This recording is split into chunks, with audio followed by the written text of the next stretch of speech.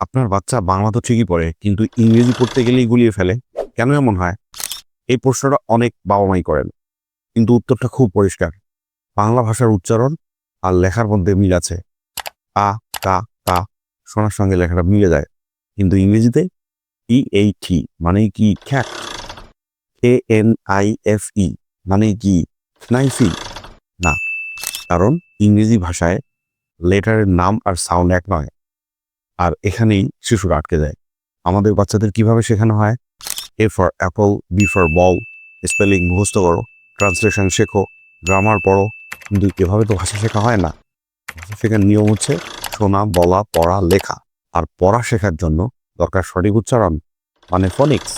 আর তাই আমি লিখেছি একটা ধাপে ধাপে সাজানো ফনিক্স বই, যেটা শিশুর ইংরেজি পড়ার ফিট করে তোলে।